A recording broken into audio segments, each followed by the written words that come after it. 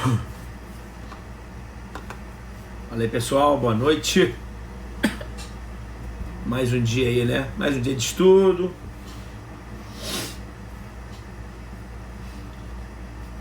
Vamos lá, vamos começar hoje. Nós vamos pegar investigação, né? Vamos pegar inquérito policial, vamos pegar investigação preliminar.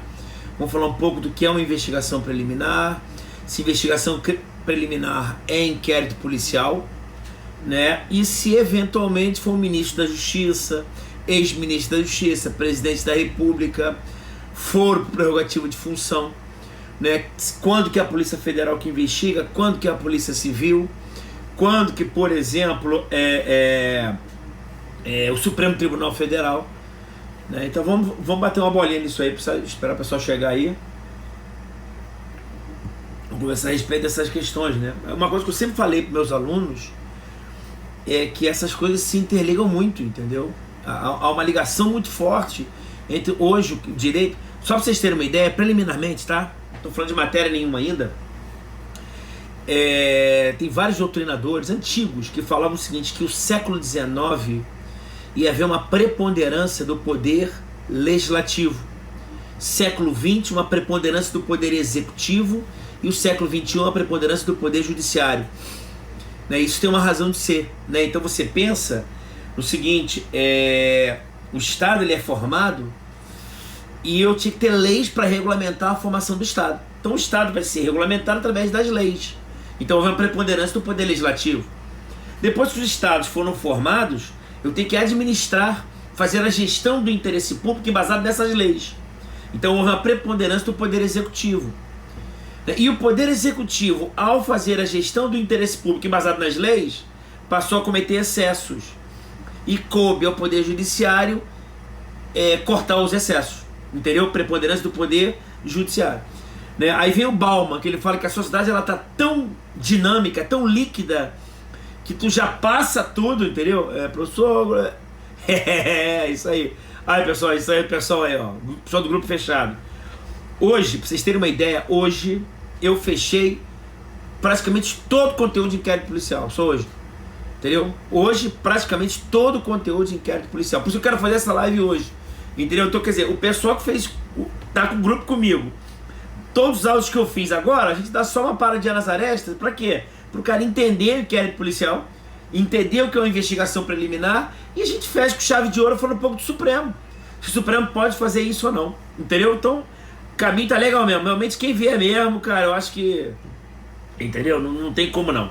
Mas vamos lá. Já tem 55, 60 pessoas já. Boa noite pra Angélica, Josi Castro. Vambora, né? Vambora, 3 minutinhos já. Esperar o pessoal chegar, o pessoal tá entrando. Vambora. Vamos lá, galera. Então, olha só. Vamos fazer o seguinte, vamos falar sobre investigação preliminar aqui. Vou deixar assim, João Arthur, vou deixar assim. Vou deixar o grupo, passa mesmo, ou fica maluco. É isso aí. Ou passa agora ou fica maluco, é isso aí. Entendeu? O negócio é perturbar. Porque, gente, eu vou ser sincero, tá? Assim, tem muito métodos, né, fantásticos pro cara aprovar. Método mnemônico, fantástico, o cara estuda porque... É estudar, galera. Já todo dia, estudar certinho, vambora. Então vamos lá, gente. Vamos começar a falar o seguinte, do inquérito, das investigações preliminares, tá? Então, quando você pensa na matéria em si, tá? Eu quero que você entenda que quando há um fato criminoso, quando ocorre um crime, o Estado tem que se utilizar de todo o aparato para solucionar esse crime. Tem um livro interessante do Durkheim, Emile Durkheim, e ele fala que se o crime é uma anomalia da sociedade, ou se o crime é da essência da sociedade. Então, quando as pessoas fazem M na sociedade, se aquilo é uma anomalia, é um comportamento anômalo, ou um comportamento natural de um convívio em sociedade. Mas por que você está falando isso? Eu estou te falando que quando ocorre um crime, que vocês estudam direito penal, o Estado tem que adotar aparatos estatais para solucionar isso. E o nome disso é persecutio criminis. Persecutio criminis. Perseguição do crime. Que eu vou iniciar com uma investigação preliminar e posteriormente com uma ação penal. Perfeito? Investigação preliminar e ação penal. Para quem quiser fazer prova da Polícia Civil, por exemplo, é óbvio, não é isso? Que você vai estudar inquérito policial, né? E para ser bem metodológico, bem didático, do artigo 4º até o artigo 23. artigo 4º até o artigo 23. E eu brinco com meus alunos que o inquérito policial é instaurado frente a pessoas que são normais. Porque se eu tiver foro por prerrogativa de função, se eu for uma pessoa que na sociedade por desempenhar funções elevadas, porque sou juiz, sou promotor, sou desembargador, sou presidente da República, sou deputado federal, sou senador, o julgamento dessas pessoas vão ser em lugares diversos. Então no Brasil é o único país do planeta, não só o planeta como a Via Láctea e outras constelações, em que nós temos 4 instâncias. E agora nós queremos uma 5ª instância. Então eu quero que a pessoa tenha essa visualização. André, no Brasil nós temos quantas instâncias? 4 instâncias e criamos uma aqui para baixo agora. Nós temos a Justiça de Primeiro Grau, que seria um juiz estadual, um juiz federal. Eu tenho os tribunais de justiça e os TRFs, segundo grau. STJ, que é o fiscal das leis federais. E o STF, que é o fiscal da Constituição. Boa noite, Marinho. Então nós temos 4 instâncias. Juízes de primeira instância, juízes estaduais e juízes federais. Cabe recurso para os TJs e para os TRFs. STJ, Supremo Tribunal Federal. 4 instâncias. E agora foi criada uma instância para baixo. Se eu não pude criar para cima, eu criei para baixo. Que agora são juízes das garantias. Juiz das garantias, ele está nas investigações. Então hoje, você que está fazendo prova, eu sei que esse estudo está suspenso, nós já conversamos sobre isso. O juiz das garantias é o juiz que vai garantir, vai conduzir para que não seja ofendido as garantias fundamentais de uma pessoa que está sendo investigada. Ok? Então o juiz das garantias, ele é um juiz das garantias fundamentais do indivíduo, definidos no artigo 5º da Constituição. Ponto. É ele que vai conduzir as investigações, perfeito? E nessas investigações, tá? Eu vou dar o nome de inquérito policial. Note, gente, que um inquérito policial é quando ocorre crime comum. Mas eu posso ter infrações ambientais, eu posso ter infrações eleitorais, eu posso ter infrações militares. Então existem outros procedimentos que podem ser investigados por outros órgãos. E aqui você vai estudar. Valeu, Caroline. Então, qual é a questão? É de você lembrar o seguinte, que o inquérito policial é presidido pelo delegado de polícia civil ou delegado de polícia federal. Se o crime for de competência da justiça estadual ou crime de competência da justiça federal. Perfeito? Então a primeira coisa na tua mente é isso. Houve um crime, não é isso? Esse crime tem que ser solucionado. O Estado vai solucionar através da persecutio criminis. E essa persecutio criminis nada mais é do que a instauração do inquérito policial, mais o que? A ação penal. Ok? O processo em si. Eu tenho a investigação e o processo. Se lembra da PEC 37, proposta de emenda constitucional número 37, onde tentaram lá atrás, na época do mensalão, não permitir que o Ministério Público fizesse procedimento investigatório próprio. O Supremo afastou isso. A própria Câmara dos Deputados não seguiu com a proposta de emenda constitucional.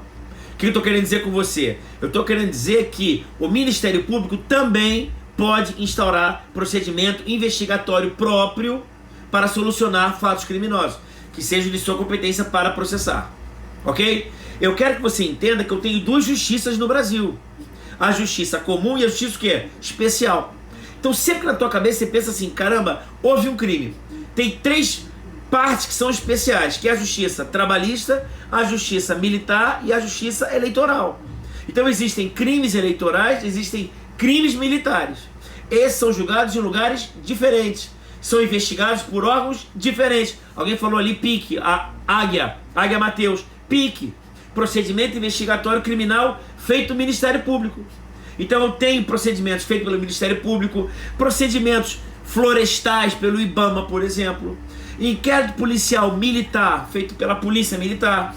Então eu tenho órgãos diferentes com investigações diferentes para crimes diferentes, beleza?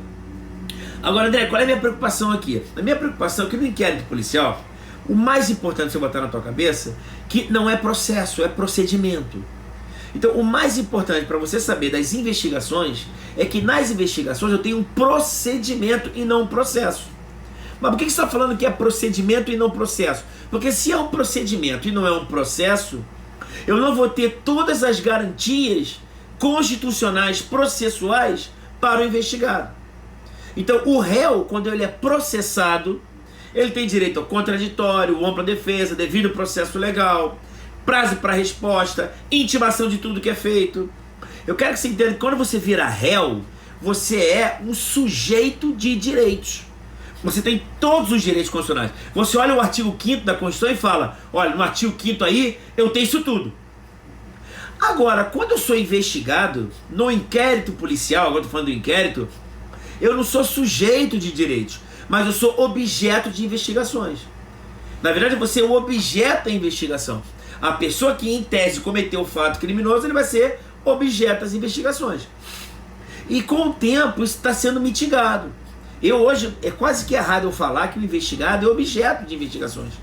Porque você observa que ele tem direito a ser interrogado com seu advogado, ele tem direito ao silêncio, ele não pode ser algemado só em casos específicos, não é isso? Ele, se interceptar o telefone, tem que ter ordem judicial, busca a apreensão domiciliar só durante o dia. Então eu quero que você entenda que hoje, inclusive, com o juiz das garantias, fica mais difícil dizer que o investigado é mero objeto das investigações, mas sim o sujeito de direitos. Então hoje quem é investigado está na plenitude dos seus direitos e tem um juiz só para isso, que é o chamado juiz das garantias. Uma outra questão interessante é com relação à audiência de custódia. O cara, quando ele é preso, tá, em flagrante delito, ele é conduzido para a delegacia, o delegado vai lavrar o auto de prisão em flagrante, não é isso? Significa dizer que eu vou fazer uma notícia crimes coercitiva, não é isso? Vai ser comunicado ao delegado que eu cometi um crime, o condutor que me prendeu vai me conduzir à delegacia, claro, esse condutor vai conduzir, né? Vai fazer a notícia crimes coercitiva, vai me manter preso e essa prisão vai ser comunicada ao juiz das garantias, tá? E o juiz das garantias vai fazer o quê? Como juiz das garantias, vai garantir os direitos fundamentais daquele cara que está sendo preso na hora. Por isso a audiência de custódia agora. Então hoje o cara é preso em flagrante, lavra-se, não é isso? O auto de prisão em flagrante, instaura-se um inquérito policial. Com esse inquérito policial, essa lavratura do auto de prisão em flagrante, ele vai ser conduzido à presença do juiz das garantias, e o juiz das garantias vai ouvi-lo na audiência de custódia. Na audiência de custódia vai ser avaliada apenas a sua prisão. Perfeito? Por que eu estou falando isso? Porque em lives anteriores, eu acho que inclusive foi uma live que eu não consegui salvar, eu falei para os senhores que o ministro Dias Toffoli, lembra desse troço agora, o ministro Dias Toffoli, ao analisar o pacote anticrime, suspendeu alguns institutos. E um dos institutos que estão com eficácia suspensa, a aplicabilidade suspensa, é o juiz das garantias. Não é isso? Então o juiz das garantias está previsto no Código de Processo Penal, está previsto no artigo 3º do Código de Processo Penal, só que o ministro Dias Toffoli suspendeu por 180 dias e o ministro Luiz Fux, 48 horas, suspendeu por prazo indeterminado, o juiz das garantias. E lá o ministro Dias Toffoli falou o seguinte, olha, o juiz das garantias está suspenso, mas eu já de antemão estou dizendo o seguinte, que o juiz das garantias ele não vai ser aplicável, ele não é compatível a alguns procedimentos especiais. Alguns procedimentos especiais. Para alguns procedimentos especiais, o juiz das garantias ele é incompatível. E ele basicamente ele falou o seguinte, ó quem está aqui, ó. O que é isso aqui? Basicamente ele falou o seguinte, ele falou que juiz das garantias, para ele, Dias Toffoli, tá? Sim, ó, Fernanda, audiência de custódia está com eficácia suspensa sim. Gente, tem 4 pontos que o ministro Luiz Fux suspendeu. Audiência de custódia, metodologia do arquivamento do inquérito policial, provas ilícitas que o juiz fica impedido de sentenciar, tá? E arquivamento, juiz das garantias e arquivamento do inquérito policial, juiz das garantias, audiência de custódia e a ilicitude das provas, tá? Então são 4 pontos que estão com eficácia suspensa. Audiência de custódia, metodologia do arquivamento do inquérito policial, tá? As provas ilícitas que o juiz fica impedido de sentenciar e o juiz das garantias. E ele falou o seguinte, que o juiz das garantias é incompatível com alguns procedimentos. E é o procedimento que eu queria falar com o senhor hoje. Gente, a audiência de custódia cai? Claro que cai. Não é isso? Claro que cai. Claro que vai cair, claro. Não é isso? Vai cobrar, claro. Não é isso? Agora, uma coisa que eu falo para meus alunos direto, gente. Antes de se preocupar se vai cair ou não, aprende logo. Tem uma coisa que não elimina. Não é verdade? Vai ser cobrado ou não vai? Vai ficar suspenso ou não vai? O mundo vai acabar ou não vai? E o coronavírus? Sabe isso, ponto, acabou. Já sei, acabou. Se cair, tô bem. Se não cair, também tô bem. Não é isso? Agora, olha só. Qual é a questão aqui? O Toffoli falou o seguinte, olha, existem procedimentos que são incompatíveis. Então, olha o pensamento dele. Estou dizendo se está certo ou está errado. Ele falou o seguinte, olha só. Se o juiz das garantias, ele está sendo aplicado para evitar que o juiz das investigações se comprometa na produção das provas, ele entende que qualquer juízo colegiado, qualquer julgamento que seja colegiado, não precisa aplicar o juiz das garantias. Entendeu? Ele falou o seguinte, para que eu tenho juiz das garantias? Se eu tenho um juiz criminal e um juiz das investigações, para que eu tenho dois juízes aqui agora? Por que eu estou criando um segundo juiz? Para que o juiz das investigações não fique contaminado com o inquérito policial e na hora de julgar, já se julgue de forma contaminada. Então ele entende que para evitar essa contaminação, em órgãos colegiados, não há necessidade do juiz das garantias. Então ele falou que, por exemplo, julgamento para quem tem foro por prerrogativa de função. É o que me interessa falar sobre isso hoje, um pouco pelo menos. Então ele falou o seguinte, ele falou vários, olha, só para entender, tá gente?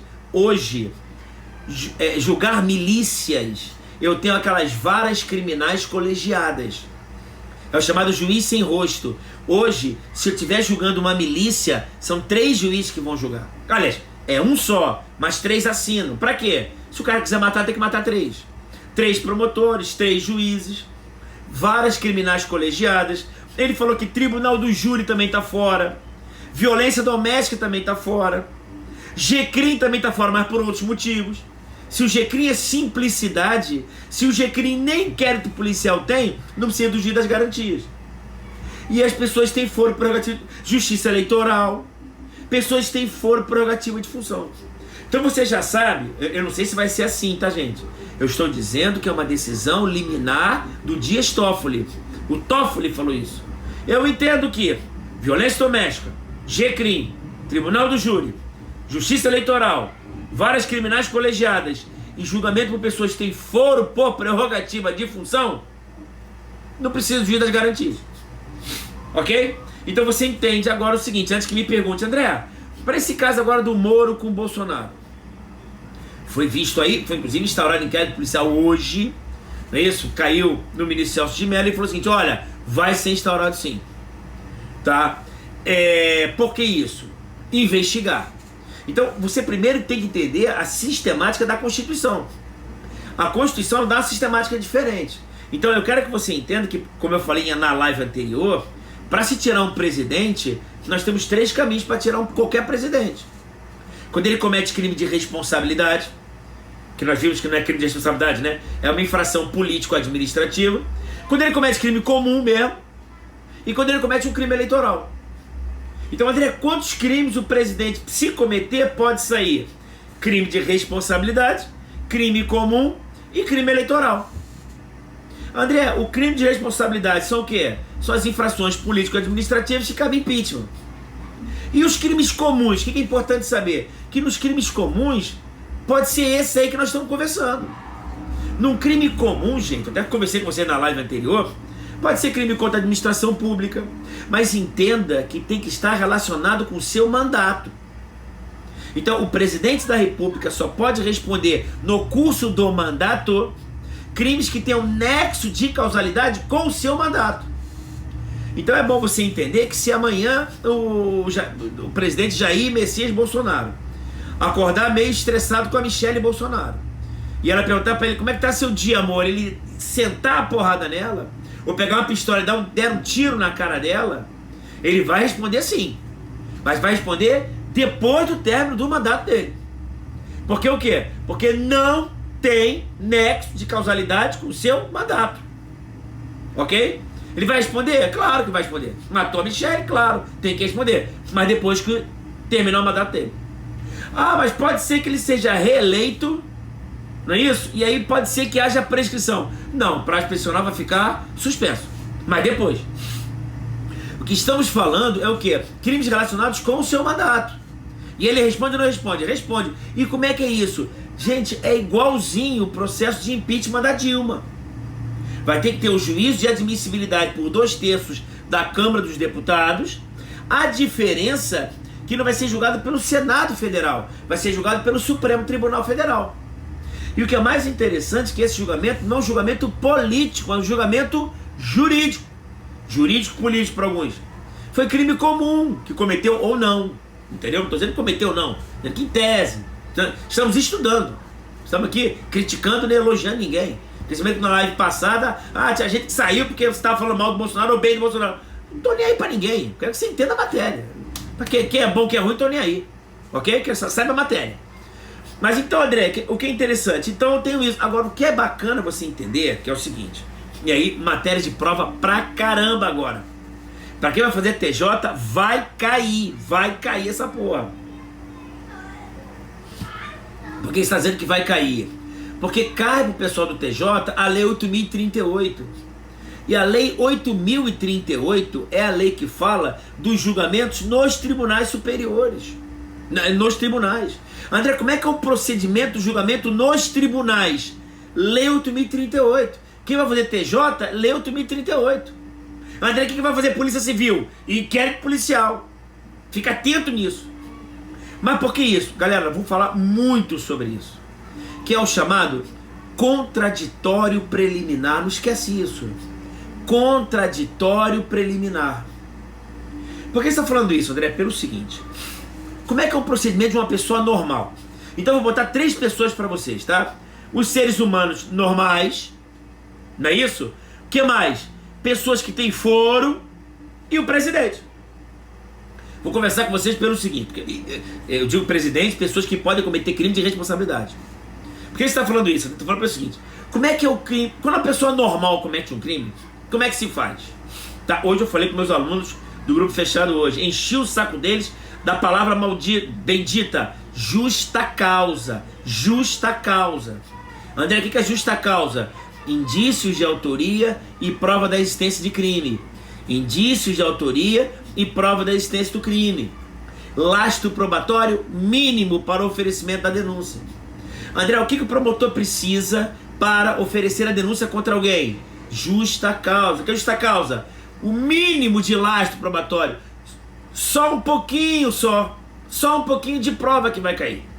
André, por que só um pouquinho de prova que ele precisa? Porque as provas serão produzidas no curso do processo. Por isso que ele precisa de pouca prova. Indício de prova. Indício de autoria e prova da existência do crime. Justa causa. Ok? Por que eu estou falando isso? Porque nas pessoas que não têm foro, sem foro por prerrogativa de função,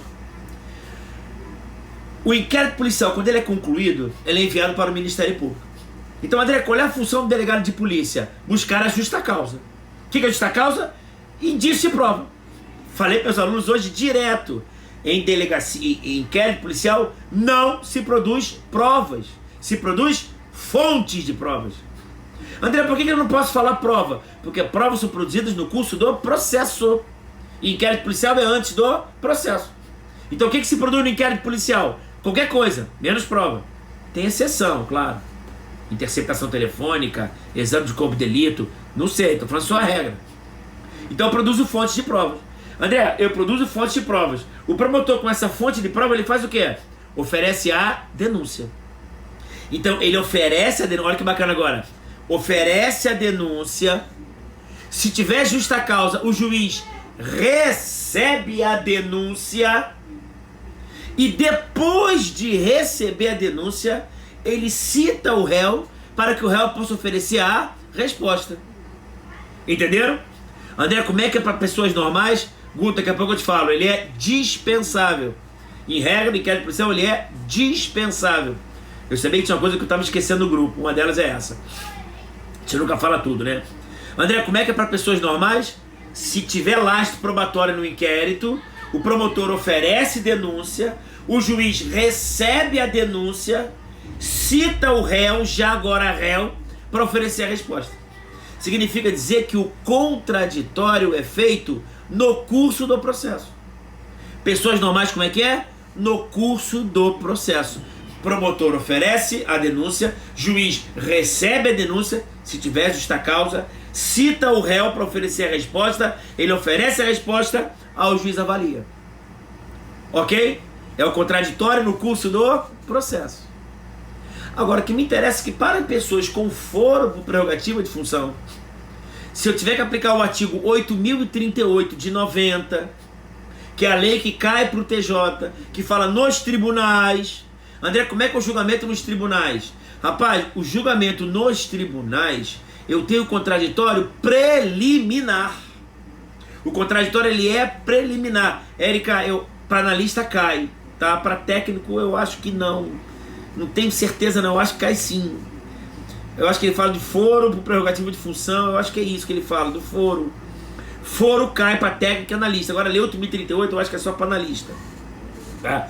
Lembre-se, tá, gente, que os prazos vão ser prorrogados, acho que as inscrições vão ser reabertas, tudo de novo, tá? E outra coisa também, pedindo uma coisa na boa mesmo, tá? A gente só se toca quando aparece razoavelmente próximo da gente.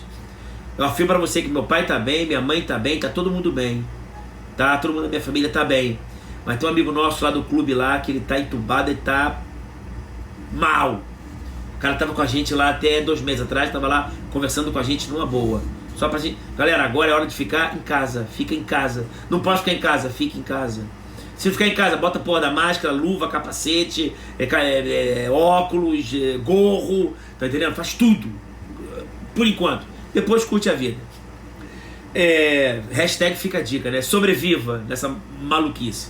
Então, mas como é que é isso agora? Se o cara tem foro por prerrogativa de função, entenda que uma denúncia oferecida em face de alguém que tem foro, eu não estou só denunciando a pessoa, eu estou denunciando a pessoa e toda aquela estrutura que ele representa.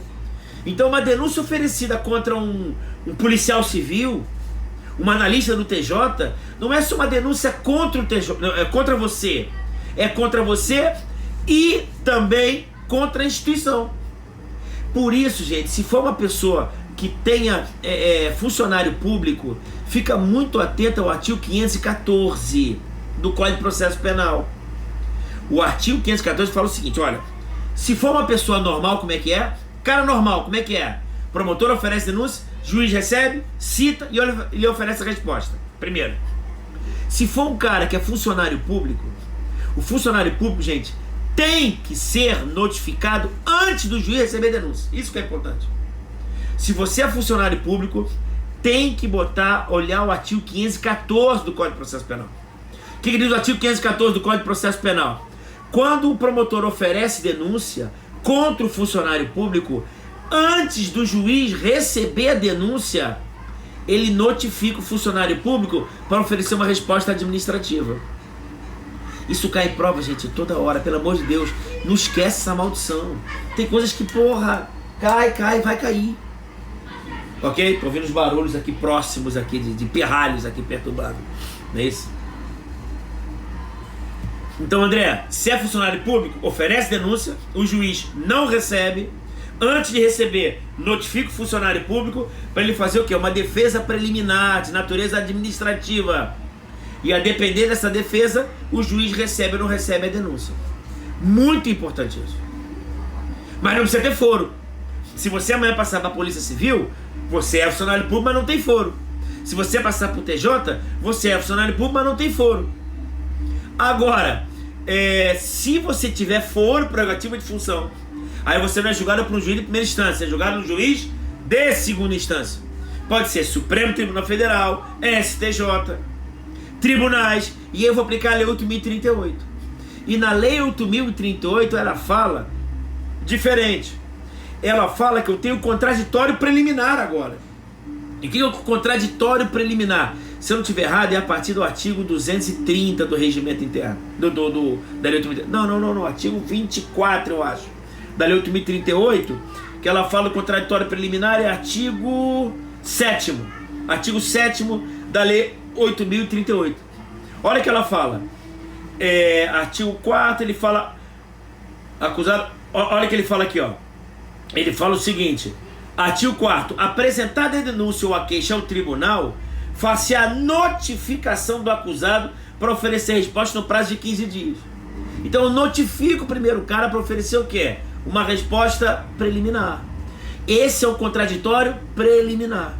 Então aí que ele continua. Com a notificação serão entregues e tal, desconhecido o paradeiro. Com a resposta, a seguir o relator pedirá para que no dia o tribunal delibere sobre o recebimento. Então eu quero que você entenda que antes de receber a denúncia nos tribunais, vai haver uma deliberação do órgão julgador. Perfeito? Então se liga, tá? Se liga que eu tenho pessoas normais, funcionários públicos, artigo 514, e pessoas com foro prerrogativo de função, lei 8.038 de 90. Tá claro? E eu também tenho uma questão do presidente da República. Aí quando eu falo do presidente da República, fica atento, tá? Fica atento no sentido do seguinte, que eu tenho que observar a Constituição. Que quando eu falo na Constituição, tem que olhar o artigo 85 e o artigo 86. Que é aquele que eu falei para vocês, que em casos de crimes praticados pelo presidente da República, que pode ser um crime comum, um crime de responsabilidade, tem que haver, antes de receber a denúncia pelo Supremo Tribunal Federal, tem que haver uma deliberação política da Câmara dos Deputados. Então o que é interessante, pode querer na tua prova, crimes cometidos pelo presidente da República, tem que ter um duplo juízo de admissibilidade.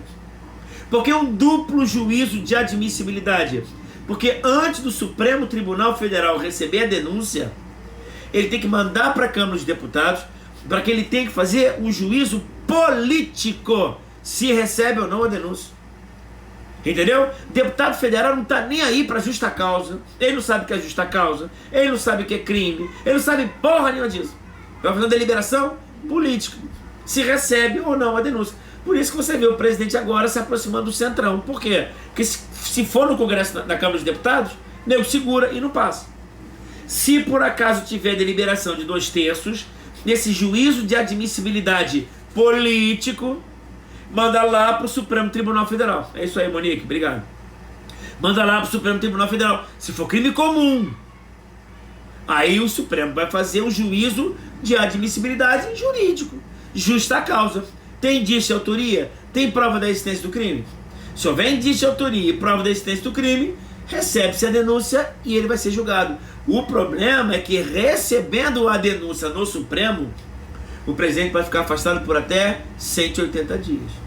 Que é mais ou menos o que houve com a Dilma, você lembra aquilo ali, só que o Senado a afastou. Por quê? Porque foi um crime de responsabilidade. Perfeito? Ok? Então, basicamente, eu tenho isso. Eu quero que você fique atento nas pessoas comuns, nos funcionários públicos, eu olho o artigo 514. Se for pessoa com foro prerrogativo de função, que aí o julgamento é nos tribunais, eu vou na lei 8.038, que eu vou no artigo 6º, 5º, 4º, 5º, 6º, 7º, dá uma lida.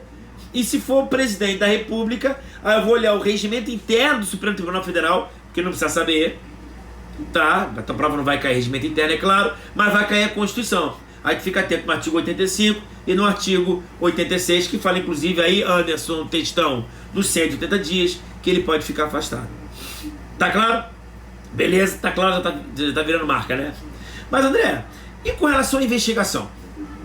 Tá? É interessante, gente, você falar de investigação pelo seguinte, uma outra questão bastante controvertida, que é o seguinte. Então já sei aonde que vou aplicar o juiz das garantias ou não, né? Então, se essa live fosse para conversar de crimes cometidos pelo presidente da República ou de crimes cometidos por pessoa que tem foro, para o ministro Dias Toffoli não falaríamos de juiz das garantias. Falaríamos o quê? Falaríamos do relator mesmo. Quem é o relator no caso desse agora do Bolsonaro com o Sérgio Moro? O ministro Celso de Mello. Ok, tranquilo, sem mistério. Agora, André, e nas investigações de pessoas normais? Inquéritos policiais propostos por pessoas que não têm foro. E aqui, gente, se liga, eu falei até pro pessoal hoje do nosso grupo fechado, não é isso? Quem estiver interessado, aquela velha história, manda um direct, a gente conversa sobre isso, que é o seguinte, as características do inquérito policial. E aí o cara tem que estar muito atento nisso, tá? Peço desculpas para as meninas. Quem tá aqui, cara? Quem tá... Mais sniper. Que foi que mandou? Sai daqui, rapaz. Não, tá bom, você que mandou. Pode voltar se quiser. Tá. Eu botei o sniper aí, o sniper. Seguinte, até em perro, não é isso? As características do inquérito. E o mais importante você entender, que é o seguinte, entender o seguinte, que o inquérito policial, ele é sigiloso, tá? Então isso vai acontecer muito, tá? Com esse inquérito agora que vai começar a rolar. Né? Então vai ter, é só para você entender que as características do inquérito é da sigilosidade. Mas André, por que ele é sigiloso? Tá? O inquérito policial ele é sigiloso por duas grandes razões. É o sigilo garantista e o sigilo utilitarista. Sigilo garantista e sigilo utilitarista. André, aonde é que está dizendo que o inquérito policial é sigiloso? Artigo 20 do CBP. Botou outro, é verdade. O outro tá lá vendo o negócio lá. O outro tá vendo vis-a-vis. É vis-a-vis, né? Não é isso? Se amarra no vis-a-vis lá, aquelas presidiárias lá. Mas vamos embora, vamos voltar pra cá. O inquérito policial ele é sigiloso, está lá no artigo 20 do CPP. Aí você pergunta, André, por que o inquérito policial é sigiloso? Qual é a razão de ser sigiloso? Tá? Olha, o inquérito policial é sigiloso pelo sigilo utilitarista ou pelo sigilo garantista. Utilitarista ou garantista. André, por que o inquérito policial é sigiloso? Garantista. Gente, na boa, também não esquece isso. Na tua vida tem que saber isso. Garantismo penal. Eu quero fazer uma live só disso. Quero uma horinha, tá aí, do grupo fechado, eu vou começar a falar sobre isso também. Tá? Garantismo penal. Garantismo penal. O garantismo penal, gente, é você olhar sobre dois focos. Tá? É sempre achar que não pode haver proteção insuficiente e proibição de excesso. André, como é que o Estado pode intervir quando houver um crime? Rapaz, eu não sei direito não, mas não pode ter vedação de excesso e nem proteção o quê? Insuficiente. Não esquece isso. André, como é que eu sei que não vai ter vedação de excesso e nem proteção insuficiente? Não sei, mas eu tenho alguns mecanismos. Eu tenho o princípio da razoabilidade, princípio da proporcionalidade, análise da conveniência e da oportunidade, não é isso? E eu tenho a vedação da proteção insuficiente e vedação de excesso, ok? Quais são os mecanismos que eu faço? Eu vou interpretar as normas à luz do garantismo penal. Garantismo penal. Tá? E o que é o garantismo penal? São as garantias que eu vou dar para o cidadão e para a sociedade. Então, se o Estado intervier de menos, a sociedade fica desprotegida. Se o Estado intervier de mais, o cidadão fica desprotegido.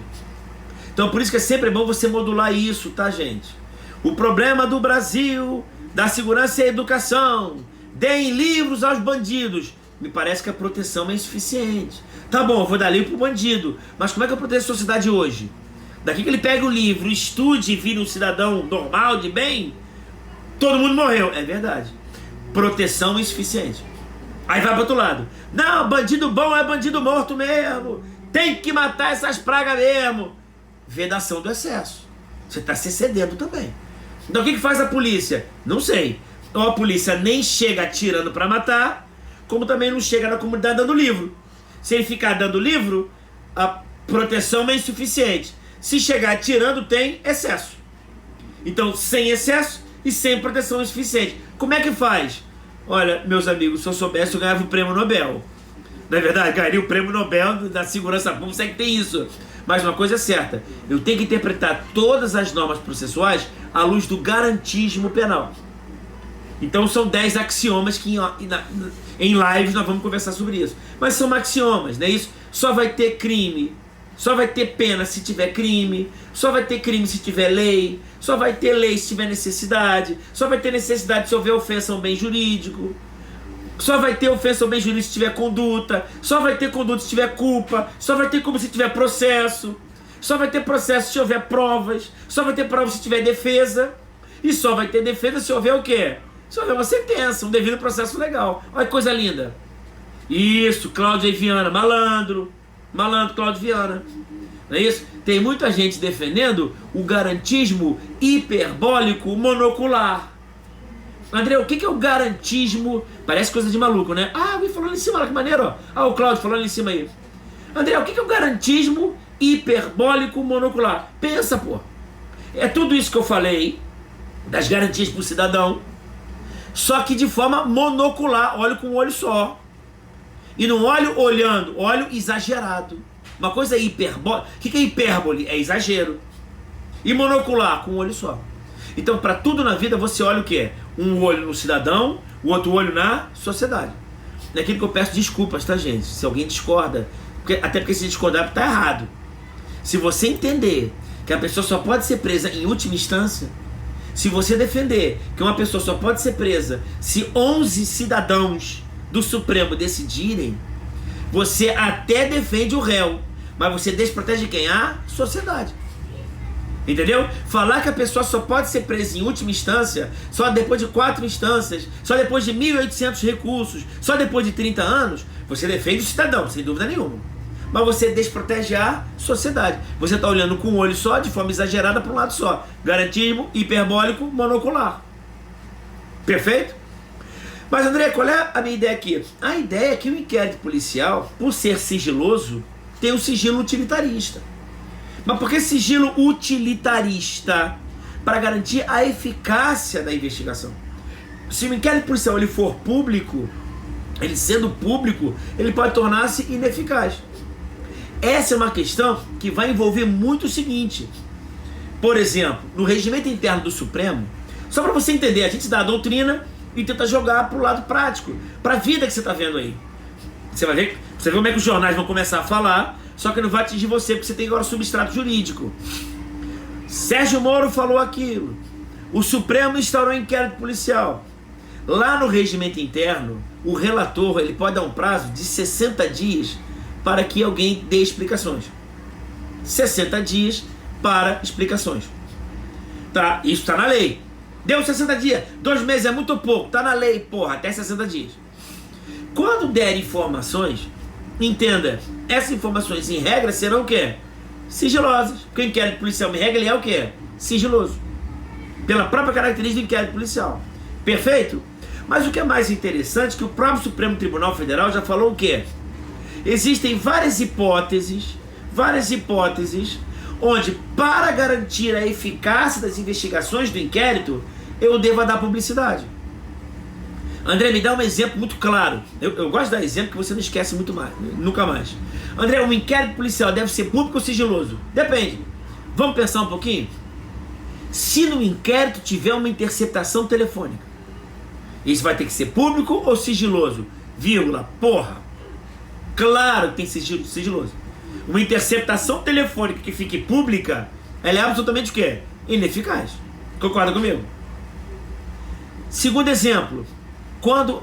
Aí, ó, já falou já, deve ser do meu grupo, né? Retrato falado. Retrato falado é um exemplo claríssimo. Que eu tenho que dar publicidade para garantir eficácia. Eu tenho que dar publicidade para que seja eficaz. Ah, André, então a imagem do investigado tem que ser preservada? Tem, em regra. Mas é possível que eu vá expor a imagem dele, sim ou não? Sim, para garantir eficácia. E um exemplo que pode cair para os dois. Olha que legal. Prisão cautelar. André, uma prisão cautelar, você acha que deve ser pública ou sigilosa? Depende. Uma prisão cautelar, em algumas situações, deve ser sigilosa. Para quê? Para prender o cara de surpresa. Morreu! Em outras hipóteses... Ó, a confusão aqui. Tá morto, galera! Dá boa noite, pessoal, aqui. Dá boa noite, pessoal. Fala aí, boa noite, pessoal. Fala aí. Boa noite, pessoal. Boa noite, pessoal! O próprio prisão, você, ao prender, pode ser sigiloso. Não é isso? Prende de forma sigilosa para garantir eficácia. Como também a prisão, ela pode ser pública. Quando, por exemplo, o cara está foragido. O juiz decreta a prisão, ele está foragido, está com o passaporte na mão, o que o juiz faz? Publicidade para o mundo inteiro. Não é isso? Então depende da medida. Por isso que vocês vão ver muito o que, gente? O que a Dilma falava no passado. Estão fazendo vazamentos seletivos. Estão vazando, todo mundo rindo aí. Estão vazando as informações e tal. A gente sabe que tem sacanagem. A gente sabe que tem putaria e vazamento. Mas entenda que algumas informações, ora devem tornar-se públicas, ora devem tornar-se o quê? Sigilosas. E quem é que vai fazer essa aferição? O juiz, ai meu Deus, não é o juiz das garantias, porque está rolando no Supremo. É o juiz relator. E quem é o relator? O ministro Celso de Mello. Então, para todas as medidas restritivas, vai parar na mão do Celso de Mello. Ok? E ele vai decidir se vai tornar isso sigiloso ou vai tornar isso público. Se ele vai definir a medida ou se ele vai indefinir a medida. Defere, indefere, público, sigiloso. Isso, gente, no mundo perfeito, tá? Eu estou falando para você no mundo perfeito. Por isso você vai ver, vai começar a ouvir, não é isso? Vazamento seletivo. Você fala, pera lá, não sou otário. Tem coisas que devem ser públicas, tem coisas que devem ser sigilosas. Tá? Mas a gente sabe que também não é bem assim. Mas você sabe o substrato jurídico para ter a tua opinião. Beleza? É isso. Então, gente, é isso aí, tá? O que mais agora? Olha só. Quando a gente fala de inquérito policial em pessoa com folha prerrogativa de função, tá? O que é importante você entender é se vai ser a Polícia Civil que vai investigar ou se vai ser a Polícia Federal. Isso é muito importante agora, cara. Polícia Civil, Polícia Federal. André, quem investiga? Então primeiro você, na tua mente, você faz um rasgo na tua mente, não é isso? Um rasgo na mente. Uma perguntinha boa também, ó, do F. Tomás. Se o próprio Moro publicar suas declarações, tá? Muita atenção nesse detalhe aí, um detalhe interessante nisso aí, que nós já conversamos talvez em lives anteriores. É você saber a diferença da interceptação, da gravação e da escuta. Não, na ordem. Interceptação, escuta e gravação. Tá? Se ele mesmo der publicidade de conversas por ele captadas, não há ofensa ao sigilo das conversas, entendeu? Então toda a conversa que ele fez com Jair Bolsonaro, se é uma conversa de cunho público, institucional, mais uma razão para dar publicidade a isso. Agora, se for uma conversa de cunho íntimo, pessoal, talvez haja ofensa. Estão entendendo? Se bem que eu não estou confundindo que eu estou falando isso no meu grupo fechado, né? Nós conversamos no grupo fechado sobre interceptação, escuta e gravação. Essas três... Agora, aluno meu já sabe que interceptação e escuta tem a participação de um terceiro. Já a gravação, não há a participação de um terceiro, é o próprio interlocutor que grava a conversa.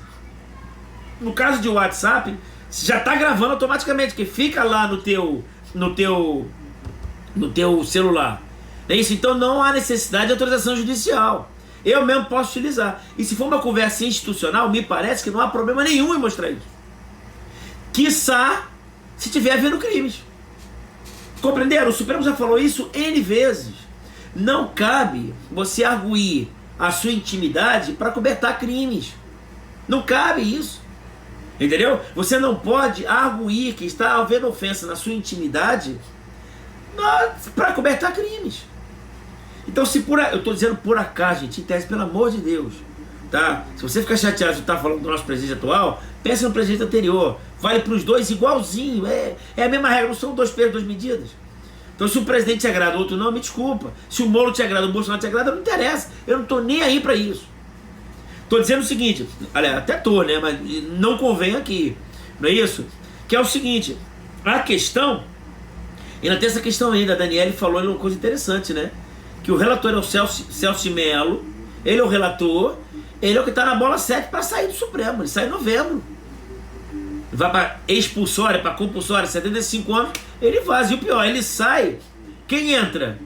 Quem entra é o indicado pelo Bolsonaro, que vai conduzir isso aí. Então são coisas que você começa a pensar, quando você pensa no lado jurídico e leva para o lado político, você pensa, caramba, tá tudo meio estranho.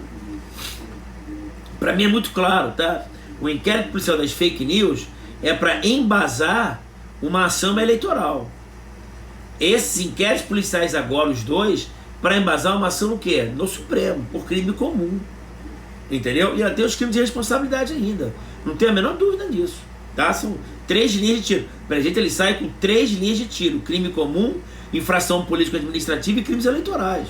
Tá tudo devidamente se embasando para passar a pandemia, ver o que vai acontecer.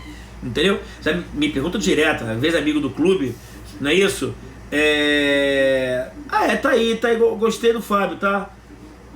Tá aí, eu vou botar isso aí pra vocês. Na próxima live a gente faz um sorteio dos meus cursos, de um curso meu, ou de exercício ou de teoria, entendeu? Mas tem que se ver que já tá dando já bastante gente já. Se der 200 cabeças, Eu vou botar isso aí, vou estabelecer essas regras aí. Já é um compromisso com 104 pessoas, já pelo menos agora, e mais umas 300 que normalmente ficam ali. Já é um compromisso já.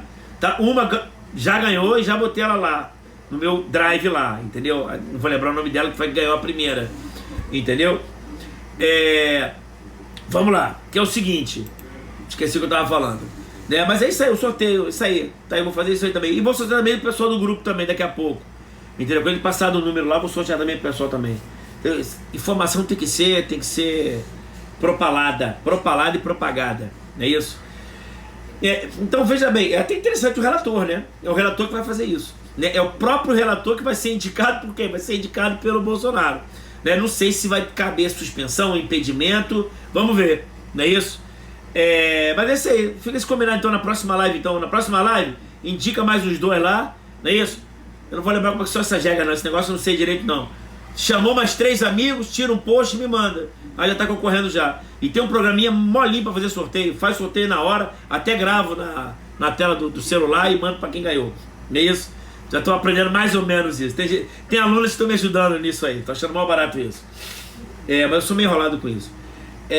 Então é isso, gente. Então a questão do inquérito ser sigiloso e do inquérito ser inquisitivo, tá? O que é importante, que me fizeram a pergunta antes, e até o pessoal do meu grupo já mata essa questão também, que é o seguinte: se o inquérito, isso cai em prova direto, se o inquérito ele é dispensável ou indispensável. André, o inquérito é dispensável ou indispensável? Se você pegar o artigo 4º, parágrafo único, e principalmente o artigo 39, parágrafo 5º, o cara que leu o 39, parágrafo 5º, tá? Você vai ver que é dispensável. Então, resposta na lata: o inquérito policial ele é dispensável.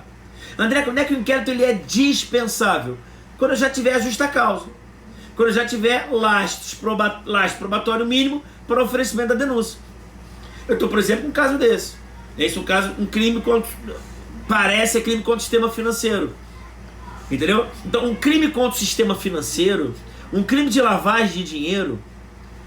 Quem vai me dar mais informações sobre crime, gente? Quem são as pessoas que mais podem dar informações sobre um crime contra o sistema financeiro, um crime contra a ordem econômica, um crime de lavagem de dinheiro? Quem são as pessoas? Os próprios sócios. Quem vai angariar mais provas de um cara, de um dono de banco? São os seus sócios. Então não precisa abrir um inquérito policial, instaurar um inquérito policial, se os próprios sócios já angariarem provas o suficiente, melhor, né? Elementos informativos o suficiente para instaurar um inquérito policial, oferecer uma denúncia. Então vai ser dispensável quando já houver o quê? Justa causa. Beleza? E aí vem a CESP, aí vem a FGV e dá uma sacanagem. O cara olha o 39, parágrafo 5º e vê o seguinte: que o inquérito policial ele é dispensável. Aí o cara estuda. Quando é que é dispensável? É dispensável quando já tiver a justa causa. Ponto. Aí ele mistura o artigo 158 com 167 do Código de Processo Penal. Pensa agora, gente. Tô ligado. Daqui a pouco eu vou parar, isso aí. Galera, se liga. Sempre que a infração deixar vestígios, sempre que tiver prova da materialidade do crime, elementos sensíveis do crime, o artigo 158 fala que vai ser indispensável o exame de corpo de delito. Então olha que bacana. Primeira coisa, André, o inquérito policial é dispensável ou indispensável? Dispensável ou indispensável?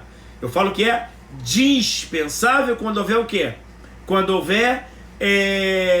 Precisa mandar até pro WhatsApp agora. É dispensável quando tiver o quê? Justa causa. Mas professor, lá no 158 ele fala o seguinte: quando a infração deixar vestígios, será indispensável o exame de corpo de delito. Aí eu te faço o seguinte: como é que o delegado vai fazer exame de corpo de delito? Tem que instaurar inquérito policial. Então não esquece isso. O inquérito policial ele é dispensável desde que ou eu não tenha justa causa, ou então seja necessário o quê? Fazer o exame de corpo de delito. E quando que é indispensável fazer exame de corpo de delito? Quando a infração deixar vestígios. E o que são os vestígios? São os elementos sensíveis do crime. O que é o elemento sensível do crime? São todos aqueles elementos do crime que podem ser aferidos pelos sentidos. É tudo aquilo que eu consigo ver, tudo aquilo que eu consigo cheirar. E para isso tem que fazer exame de corpo de delito. Visum et repertum. Perfeito?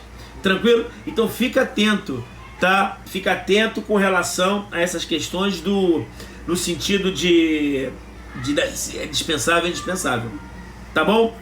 Galera, mais isso aqui do inquérito policial. Falamos um pouco de foro prerrogativo de função. Próxima live eu vou falar das investigações feitas, que não deu tempo, da Polícia Civil e da Polícia Federal. Certamente amanhã com o pessoal do grupo fechado, com certeza. Quem quiser participar, gente, do grupo fechado, me manda o direct, tá? Ainda dá tempo, ainda até essa semana, pro cara começar do começo. Tem que começar do começo, entendeu? Aí pega todo o conteúdo, ponto por ponto. Depois que o pessoal foi entrando, realmente muita gente entrou essa semana mesmo. Semana passada, até mais do que eu esperava realmente. E eu vou dizer uma parada, tá, gente? Quem vier comigo vai passar nessas matérias, tá? Eu percebi hoje claramente, a gente pegando inquérito policial todo, só hoje inquérito policial. Daqui a 1, 2 dias, amanhã é só exercício. Fala da Polícia Civil, Polícia Federal, faz exercício. Amanhã, depois de amanhã, né? Só ação penal, mais 1, 2 dias, o cara vai voar na hora da prova. Se estiver fazendo minimamente a parte dele. Se estiver olhando as leis e tal, fazendo pergunta e tal, muito a lá. Já ele falando que o grupo tá bacana. Cara, não tem como não passar, na boa. Eu não vejo como. Tá? Se o cara souber as paradas todas. Beleza, galera? Vou parando daqui a pouquinho, vou parando por aqui. Vou deixar a live salva. Pessoal do grupo fechado, já vou salvar agora no YouTube e fica lá direto pra vocês o tempo todo. É esse meu combinado com o pessoal do grupo fechado, tá? Eu salvo no YouTube, deixo um link fechado lá, mando o link pra galera lá e o nego fica vendo o tempo todo. É isso aí, Josimar. O grupo fechado tá show mesmo. Também tô gostando mesmo. Eu vou ser sincero, tá até melhor do que eu esperava, entendeu? É muita informação. E amanhã, galera, vamos resolver exercícios, tá? Tem uns 10, já tem mais uns 20 aqui. A gente sai matando a pau exercício, só inquérito policial. Já pegamos princípios constitucionais, inquérito policial, próximo passo é ação penal. A gente mata a ação penal, aí já começa a falar direito penal, vai mais claro nessa parada aí. Valeu, galera. Ó, um abração pra todo mundo aí, valeu aí. Essas lives estão sempre aumentando aí. Talvez, quem sabe, a próxima live é uma coisa meio política aí, meio sacanagem aí. E se tiver mais gente aí, se compartilhar, eu sorteio uma parada na hora, tá? Logo depois eu sorteio o negócio. Beleza, galera? Valeu, um abração, hein? Tudo de bom, amo vocês. Valeu, tchau, tchau.